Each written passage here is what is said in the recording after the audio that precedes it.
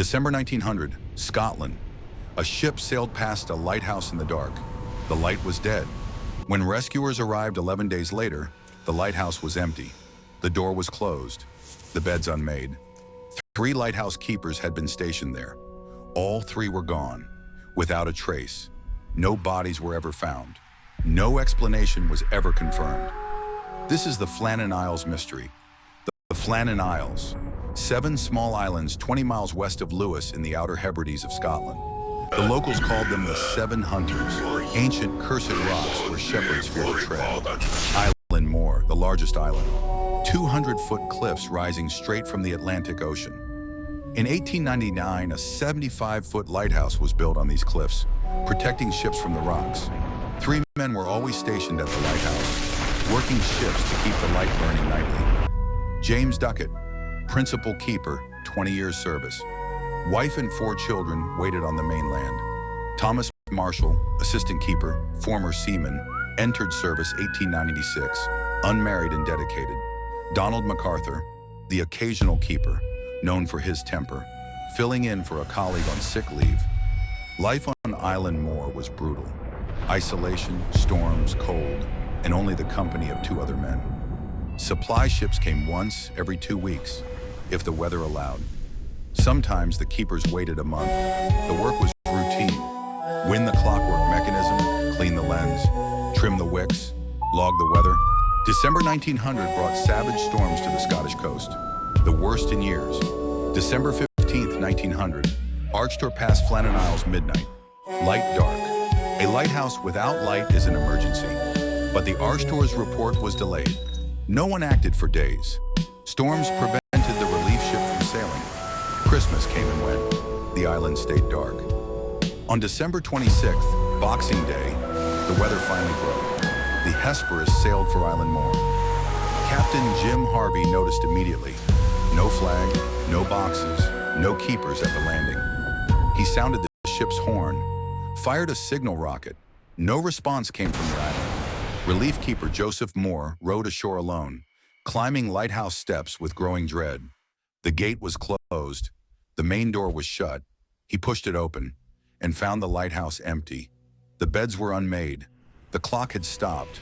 A meal was half prepared on the table. 2 sets of oilskins were missing from the hooks. The 3rd set was hanging.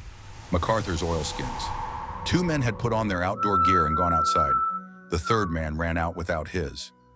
Why? Joseph Moore ran to the cliff edge, signaled the ship. His message: the keepers are gone. A thorough search of the island found no trace of the 3 men. They'd vanished. The logbook provided the last clues. Entries through deck 213th were complete. Handwriting normal. Scrawled on a slate were notes for December 14th and 15th. Barometer readings, wind observations. Lamps trimmed, lens cleaned. Routine work for December 15th completed. Everything was in order. Then sometime on or after December 15th, they walked out and never returned. Robert Muirhead, Northern Lighthouse Board Superintendent, investigated. His findings were chilling. West Landing showed extreme storm damage. Enormous waves ripped turf from the cliff. A supply box bolted into the rock 70 feet above sea level had been destroyed by waves. 70 feet above sea level. The waves had reached 70 feet up the cliff and beyond. Muirhead's conclusion: the men went to the West Landing to check damage or secure equipment. Ducat and Marshall put on their oilskins and went down. A rogue wave struck without warning. MacArthur saw his colleagues swept into the sea. He ran outside without his oilskins to help them. A second wave took him, or he fell from the cliff trying to reach them. Either way, he died.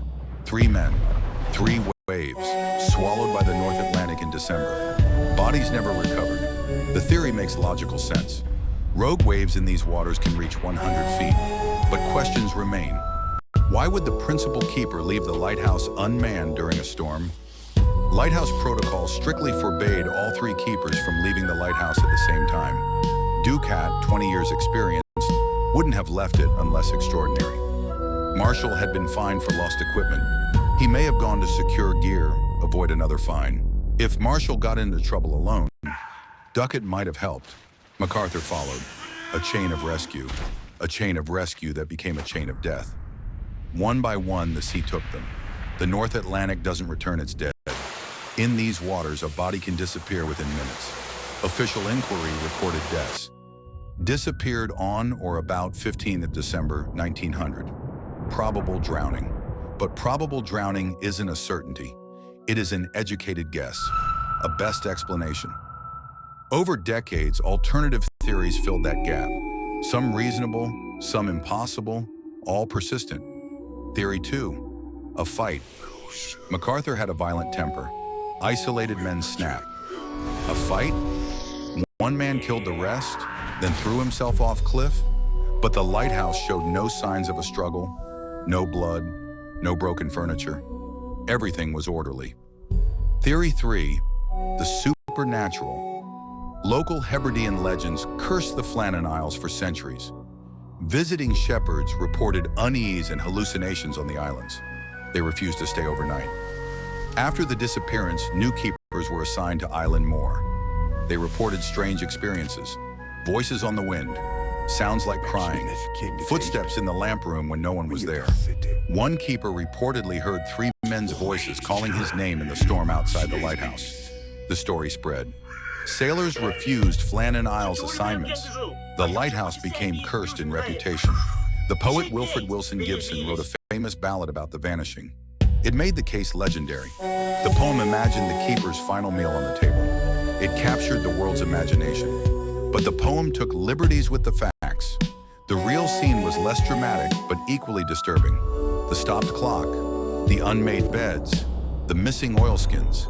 These details are true. The rest is legend. The lighthouse continued operating with new keepers for 90 years.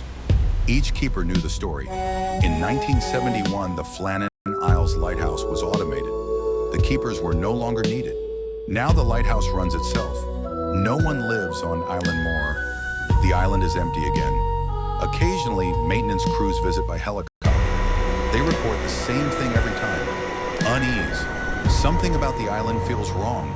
A weight in the air. A silence that isn't quite silence. James Ducat left behind a wife and 4 children. They lived with questions for the rest of their lives. Thomas Marshall's father, brother, and sister waited for news that never came. Only an empty lighthouse. Donald MacArthur had a wife and 2 children. He was a temporary replacement, his posting brief. He was a sick leave replacement. If that keeper hadn't fallen ill, MacArthur would have lived. The cruelty of chance. A sick colleague saved one man and doomed another to the cliffs of Island Moor. Over a century has passed. The mystery has inspired novels, films, operas, and a heavy metal album.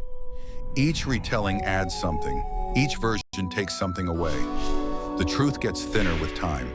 The most likely explanation is the simplest. The sea killed them. Rogue waves in December. Drowning. But simple explanations don't satisfy us. We want mystery. We need the unknown. We crave the unanswered. Flannan Isles Lighthouse remains a world's great unsolved mystery, perfect in simplicity. 3 men, a remote lighthouse, a December storm, an empty building, 30 feet of churning ocean. The door was closed when Moore arrived. Someone closed it after the last man left, or someone didn't. If all 3 went outside to their deaths, who closed the door behind them? The wind or something else? Small details like these are why the Flannan Isles mystery endures. The answers are always almost there.